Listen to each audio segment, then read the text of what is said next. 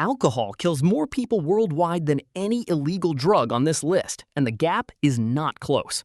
The World Health Organization's most recent global report attributes roughly 2.6 million deaths per year to alcohol consumption, based on 2019 data, accounting for nearly 5% of all deaths on the planet in a single year.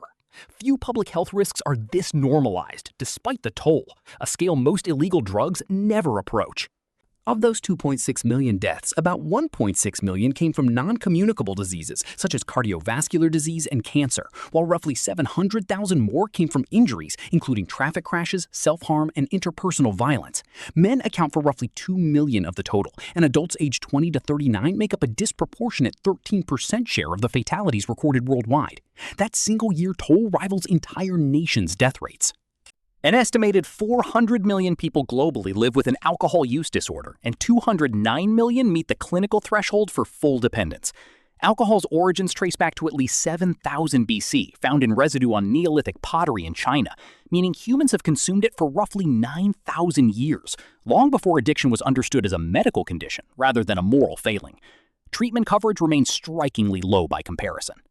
Short-term alcohol impairs vision, judgment, and reaction time. Long-term, it damages the liver, heart, and brain, and raises the risk of at least 7 types of cancer according to current epidemiological research. Because it remains legal, taxed, and enormously profitable for governments and corporations alike, it escapes the stigma applied to every other substance on this entire list. No other legal product carries this documented burden. Nicotine is the addictive engine behind tobacco, one of the deadliest consumer products ever sold to the public.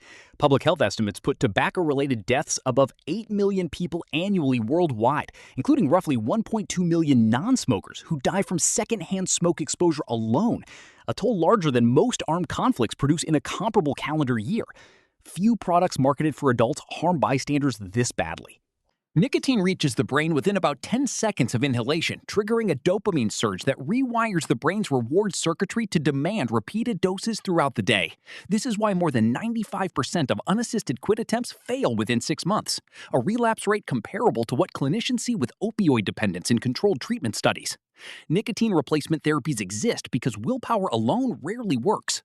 For decades, tobacco companies specifically targeted teenagers with marketing, knowing that nicotine dependence formed before age 25 was more likely to last a lifetime, since the adolescent brain is still developing the reward circuits nicotine hijacks. Internal industry documents later confirmed this was deliberate strategy.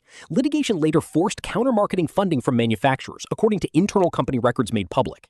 MDMA occupies a strange position in drug history. First synthesized in 1912, largely ignored for 6 decades, then reintroduced into 1970 psychotherapy sessions because it lowered patients' emotional defenses and encouraged openness during talk therapy, long before it ever reached a dance floor or a music festival crowd anywhere in the world. Its clinical use was abandoned once recreational demand and scrutiny rose sharply. By the late 1980s, it had escaped clinical settings entirely and become a fixture of the rave scene, prized for euphoria and empathy produced by flooding the brain with serotonin, dopamine, and norepinephrine simultaneously. That flood is followed by a depletion crash that can leave users exhausted, irritable, and low for days afterward as serotonin levels slowly rebuild. Pill testing at festivals exists precisely because of this volatility. The acute physical dangers exceed the come-down in severity. MDMA impairs the body's ability to regulate its own temperature, and hours of dancing in hot, crowded venues have caused fatal hyperthermia in otherwise healthy young users. Some users drink dangerously excessive water trying to compensate, diluting blood sodium to levels that can prove fatal on their own. Both risks can occur the same night, unnoticed by untrained bystanders nearby. Ketamine was synthesized in 1962 and remains a genuinely valuable medical anesthetic today, prized because unlike most anesthetics, it does not suppress a patient's breathing drive during surgery or emergency procedures. Outside medical supervision, it circulates as Special K, valued instead purely for its dissociative out-of-body effects on recreational users. Its dissociative effects have recently drawn renewed clinical research interest. At high doses, users can enter a K-hole, fully conscious but physically and sensorially disconnected from their surroundings entirely. Because ketamine blocks pain signaling so effectively, users often sustain serious injuries without noticing, and chronic heavy use can inflame the bladder so severely that surgical removal eventually becomes medically necessary. Recovery from that damage can take months, with no guaranteed full resolution. Cocaine's active compound was isolated from coca leaves in the 1850s, turning a substance Andean cultures had chewed for millennia into something far more concentrated and dangerous almost overnight. Sigmund Freud championed it as a wonder drug in the 1880s, and early Coca-Cola formulations even contained coca leaf extract before the company quietly removed it. Colombia, Peru, and Bolivia remain the dominant producers feeding that trade. Pharmacologically, cocaine blocks the brain's reuptake of dopamine, producing an intense euphoria that lasts only 15 to 30 minutes before collapsing into anxiety and craving, a short cycle that drives compulsive redosing throughout an evening. It is also a direct assault on the cardiovascular system, capable of triggering heart attacks even in young, healthy users. Emergency rooms report cardiac events in cocaine users still in their 20s. Behind cocaine's glamorous cultural image sits a supply chain built on cartel violence and instability across producer and transit countries throughout Latin America. That human cost is rarely visible to the people consuming the finished product at a party or a business dinner far removed from where the drug was actually grown, processed, and trafficked. Supply-side enforcement has historically done very little to reduce demand. Hydrocodone is uniquely dangerous because it typically enters a life legitimately through a doctor's prescription rather than a street dealer supply. First synthesized in 1920, it became the most prescribed drug in the United States, peaking at roughly 136 million prescriptions written in 2011 alone, an extraordinary volume for a single opioid drug. Regulatory scrutiny of prescribing patterns intensified only after that peak. It relieves pain while releasing dopamine, and repeated use steadily builds tolerance, so patients need increasing doses just to achieve the same relief they once got from a smaller dose. When a prescription ends or a doctor tapers it, physical dependence can leave patients desperate, and it becomes especially lethal when combined with alcohol or other opioids. Physicians today face far stricter prescribing guidelines than they once did. Morphine was isolated from opium in 1804 and named after Morpheus, the Greek god of dreams, reflecting the profound relief it offered patients who had previously endured surgery with nothing but alcohol and sheer willpower. It proved indispensable during the American Civil War for managing amputations and traumatic battlefield wounds on a massive scale. Its addictive potential was already documented well before the war began. That liberal wartime use left large numbers of veterans with a lasting dependence, so common it earned its own name at the time, soldier's disease, a term historians still use today. Morphine remains essential in palliative and end-of-life care, though for others, dependence shifts the drug's purpose from euphoria to simply avoiding withdrawal's agony. That historical episode still shapes opioid prescribing decisions today. Heroin was developed by Bayer chemist Felix Hoffmann in 1897 and marketed commercially the following year as a safer, non-addictive alternative to morphine for treating coughs and colds in adults and children alike. Bayer sold it over the counter and promoted it for use in children as late as 1912, a decision that looks unthinkable by any modern medical standard. Historians still debate how much of the claim was denial versus genuine belief.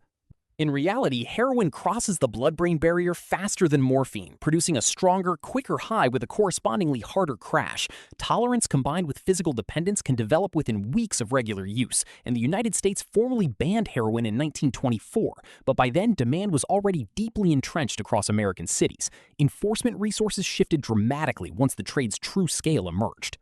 An illicit street supply quickly filled the vacuum left by the withdrawn pharmaceutical product, a supply that continues to this day in one form or another. The episode remains a cautionary business ethics case study. Bayer tested the drug on colleagues and rabbits, declared it safe on thin evidence, and rushed it to market regardless of the obvious risk. That supply chain evolved, but has never fully disappeared since the original ban. OxyContin was approved by the FDA in 1995 and marketed aggressively by Purdue Pharma as a long-acting painkiller with a low risk of addiction, a claim regulators and courts later determined was false and central to the opioid crisis that followed across the country over the next 2 decades of widespread prescribing and abuse. Congressional investigators later scrutinized the company's internal records closely. Users quickly discovered that crushing the extended-release tablets defeated the time-release mechanism, delivering a massive, immediate dose of oxycodone and fueling widespread abuse in communities that had never previously seen a significant opioid problem of any kind before the drug's introduction to local pharmacies. Sales representatives reportedly encouraged doctors to raise doses more often regardless. When Purdue reformulated the pills in 2010 to resist crushing, many already dependent users switched to heroin or later illicit fentanyl, arguably accelerating the crisis rather than solving it as intended. The Sackler family ultimately agreed to pay up to $7.4 billion to settle thousands of lawsuits filed nationwide against the company. Public health officials still debate whether that change worsened the crisis overall. That settlement, one of the largest in U.S. corporate history, is tied to a broader opioid crisis, blamed for roughly 900,000 deaths in the United States since 1999 alone.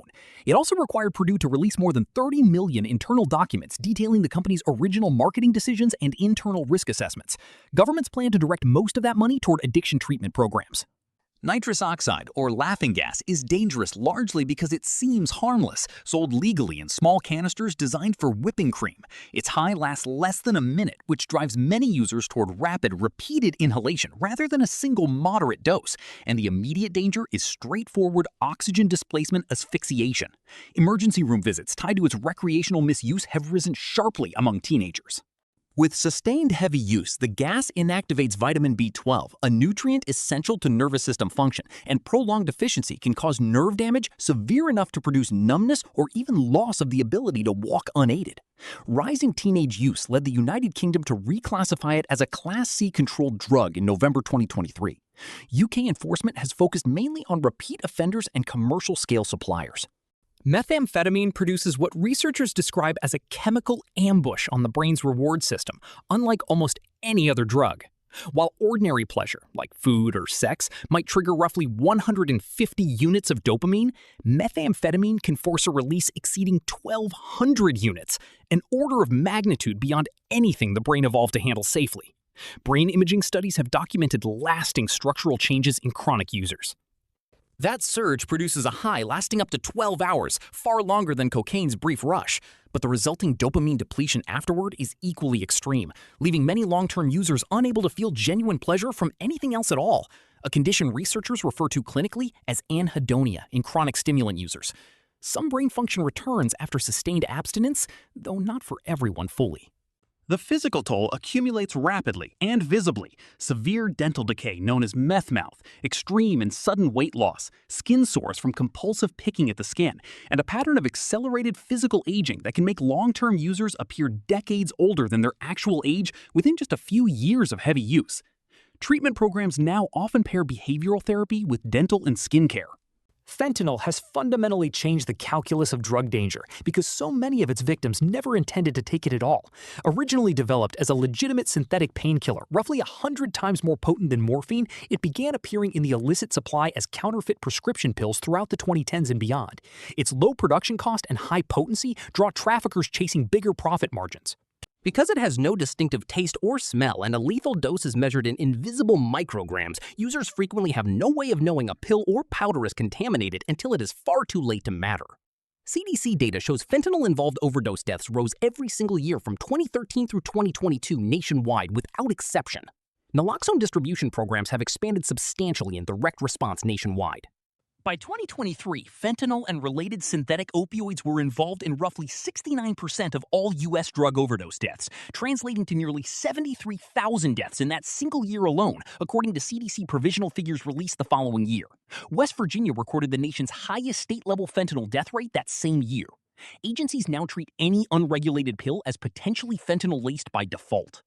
That rate exceeded 69 deaths per 100,000 residents, roughly 20 times higher than the lowest affected states, showing how unevenly the crisis has landed across regions. Fentanyl has earned its reputation as the most unforgiving drug on this list because it often takes just one wrong pill, taken once, to be fatal. That single fact has driven growing investment in test strips and naloxone access nationwide.